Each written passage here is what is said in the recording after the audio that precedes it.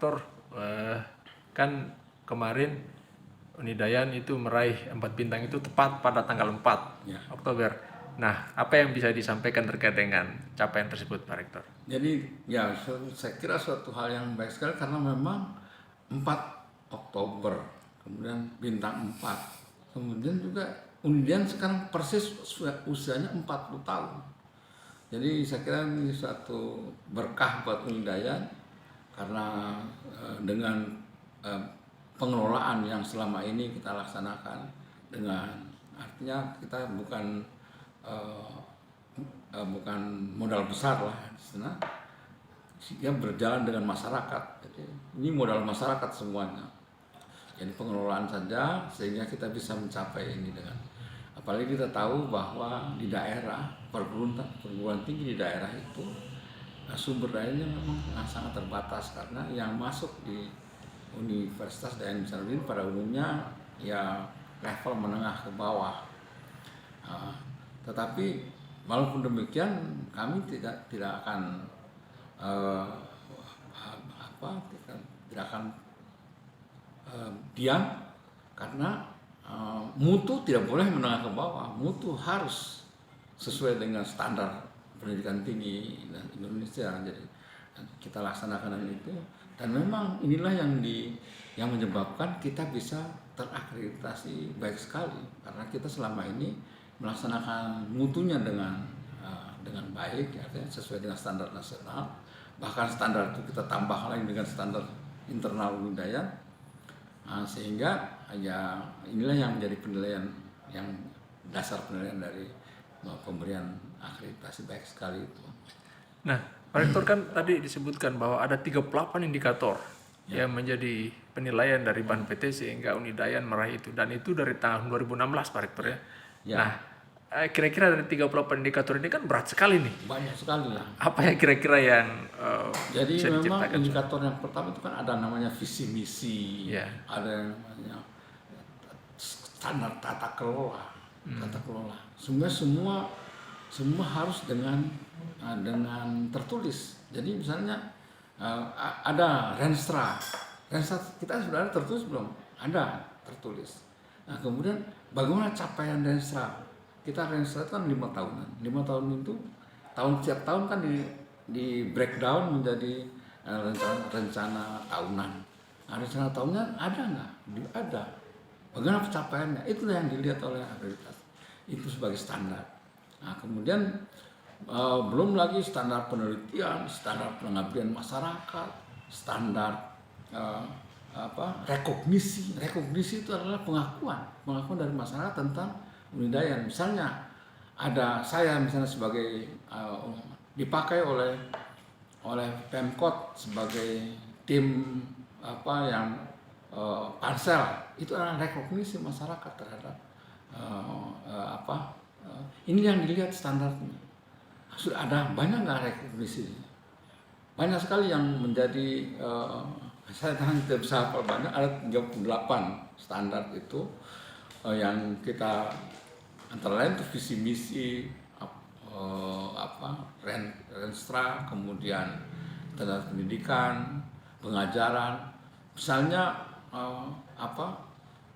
pendidikan pengajaran itu harus ada rencana RPS, rencana pelaksanaan studi itu RPS ya. Jadi itu yang harus diperiksa juga, ada standarnya bahwa capaian pembelajaran itu sampai di mana harus ada standarnya. Nah, jadi capaian pembelajaran lulusan ada juga. Jadi macam-macam yang menjadi penilaian itu, dasar penilaian, dan itu harus terdokumentasi dengan baik.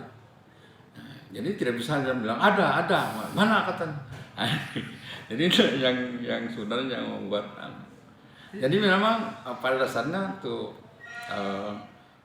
akreditasi ini yang dikatakan baik itu kita melaksanakan apa yang telah ditulis dan menulis apa yang telah dilaksanakan. Maksudnya melaksanakan apa yang telah direncanakan, dituliskan rencana dalam bentuk dokumen.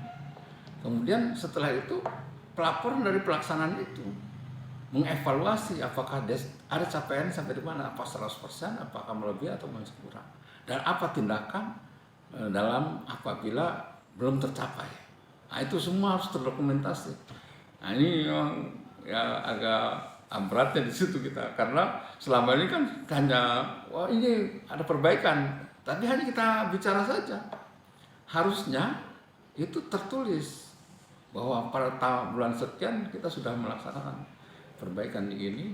Nah, jadi itulah yang Ya, kan ini Pak Rektor kemarin di tengah kondisi sulit, COVID, kemudian sekarang dalam kondisi ekonomi seperti sekarang ini, tapi Unidayan mampu keluar dari persoalan itu semua. Ini apa yang mau disampaikan soal? jadi memang sebenarnya kan dalam mengatasi persoalan itu kan kita juga mengikuti petunjuk-petunjuk dari pemerintah.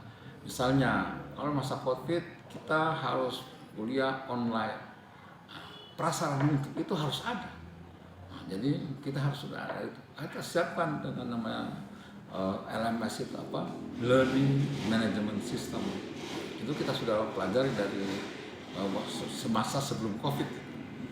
Nah, ternyata waktu COVID kita karena ini harus dilaksanakan sehingga kita tidak mengalami masalah pendidikan pengajaran. Hanya memang mahasiswa ada kendalanya, misalnya di daerah-daerah itu sinyal kurang bagus, bahkan mereka itu dia belajar pakai HP gitu. Jadi inilah yang kendalanya, tapi pada dasarnya pelaksanaan perkuliahan kita atasi lah dalam masalah. Ini kan Pak Rektor di seluruh perguruan tinggi swasta di Sulawesi Tenggara kan baru Unidayan perguruan tinggi swasta yang meraih predikat ini. Nah, apa yang Bapak mau sampaikan soal capaian itu, Pak? Ya, jadi sebenarnya pertama ya alhamdulillah bersyukur kepada Allah Subhanahu wa taala bahwa apa yang dilaksanakan Unidayan selama ini ternyata memang harus seperti itu perguruan tinggi. Dan memang itu kan harapannya pemerintah juga seperti itu, bahwa perguruan tinggi itu harus dilaksanakan dengan standar mutu itu harus kita pertahankan. Nah, dan inilah kita di lain pihak, kalau kita mempertahankan mutu, kita juga akan berhadapan dengan masyarakat. Misalnya mutu kan tentunya biayanya akan lebih besar daripada yang kalau kita hanya melaksanakan dengan. Nah, inilah tentunya kita bagaimana mengatur ini supaya ini semuanya bisa berjalan. Nah, jadi itu. Nah, jadi kalau tentang baik sekali di Sulawesi Tenggara, saya kira memang untuk Unidayan karena memang sudah berumur 40 tahun dan SDM-nya boleh dikatakan yang terbaik lah kalau untuk perguruan tinggi di Sulawesi Tenggara ini, karena rata-rata lektornya saja sudah hampir 100 berpangkat lektor kepalanya sudah lebih dari 20, guru besarnya baru 1. Tapi insya Allah dalam awal tahun depan kira-kira sudah ada tambahan 3 lagi guru besar. Mudah-mudahan kita sedang berjuang untuk itu. Dan itu memang persyaratan juga, salah satu juga di dalam standar-standar tadi. Misalnya suatu program studi itu harus minimal ada doktor yang memberikan mata kuliah di program studi. Itu juga. Nah, kemudian juga batas lulusan. Jadi misalnya yang masuk 100 itu 80% harus selesai dalam waktu 7 tahun dan 40% harus lulus tepat waktu. Nah, inilah yang sebenarnya kerja keras itu, karena kita berkeinginan seperti itu. Belum tentu mahasiswanya kan banyak kendala, mungkin dalam pembelajaran, mungkin juga dalam masalah pendanaan pembelajaran itu sendiri. Nah, inilah yang menjadi kendala kita, bagaimana kita mengupayakan mereka itu bisa lulus tepat waktu, mereka itu bisa mendapatkan pelajaran dengan baik, begitu, sehingga juga maksimum artinya 80% itu tidak ada yang DO maksimum hanya 20%. Nah, ini makanya ini satu pekerjaan berikutnya, karena dalam penilaian kemarin itu yang menjadi penilaian yang agak kurang di situ, karena yang tepat waktu masih di bawah 40%, yang lepas itu yang DO mungkin masih ya di atas di atas 20% yang jadi mudah-mudahan ini ke depan kita akan lebih siap lagi karena dengan pengalaman ini kita ya bagaimana pengelolaan terutama pelayanan terhadap mahasiswa. Nah, sebab ini mahasiswa itu kan perlu diberi penyadaran, ya, pencerahan. Sebenarnya menuntut ilmu itu harusnya seperti apa? Ini yang paling penting karena kadang-kadang kan mahasiswa hanya cari gelar saja misalnya.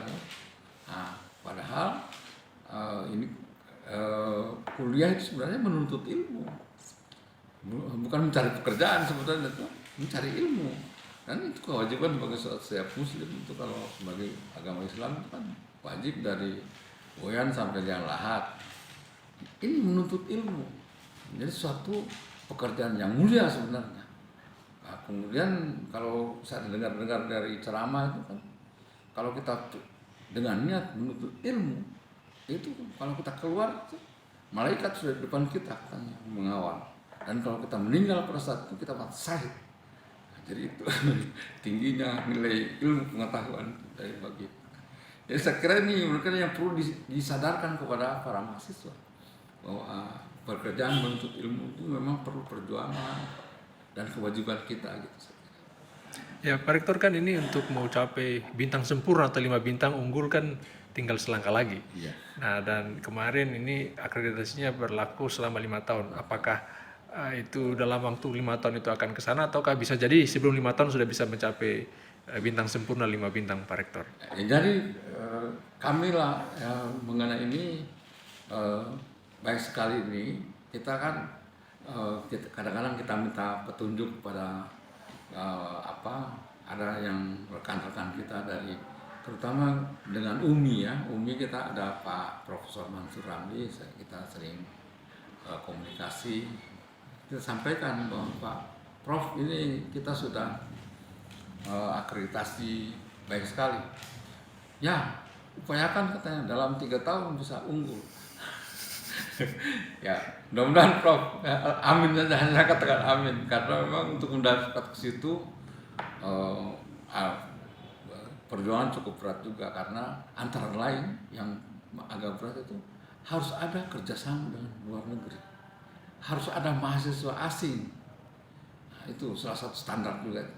Berapa mahasiswa asing yang belajar di sini? Nah, itu juga tantangan besar buat kita. Nah, kami sebenarnya sudah ada deal-deal dengan kan ada dosen-dosen kita yang kuliah di luar negeri di India. Ada juga mencari rekan-rekannya yang dosen dari universitas di luar. Dan kita sudah ada kontak dengan beberapa universitas di Timur Tengah, di Uzbekistan, Bangladesh, India. Nah, itu sudah ada proposal untuk kerjasama. Yang tahap pertama mungkin pertukaran mahasiswa, karena itu mereka juga berminat untuk melihat Indonesia. Kita tinggal bicara ongkos saja untuk ke sana. Kalau ada yang bersedia untuk ke sana, punya dana, dan itu juga suatu kelebihan nantinya buat Unidaya bahwa dengan adanya pertukaran mahasiswa dengan luar negeri bahwa kuliah di Indonesia bisa kuliah 1 semester atau 2 semester di luar negeri. Nah, ini sebab itu kan perjanjian. Dan kalau kita mau secara khusus kita mau kuliah di luar negeri kan biaya besar sekali. Belum tentu juga diterima oleh perguruan tinggi di luar negerinya. Nah, jadi kalau dengan kerjasama ini ada pengalaman. Sebab pengalaman itu saya kira ya sesuatu yang hal yang sangat berharga lah bagi seseorang. Terakhir Pak, apa Bapak mau sampaikan kepada masyarakat terkait dengan capaian Unidaya yang jadi yang kami sampaikan bahwa saat ini Unidaya sudah akreditasi baik sekali. Memang yang menunjukkan bahwa penyelenggaraan pendidikan di Unidaya itu sudah memenuhi standar yang baik. Nah, jadi tidak usah ragu lah soal mutu. Nah, apalagi Unidaya itu dari segi pembiayaan masih tergolong masih sangat murah. Oleh sebab itu kami anjurkanlah kalau katakan tidak sanggup untuk keluar daerah, kuliah dari Undayana karena kemudian mutunya juga tidak diragukan lagi, saya kira itu.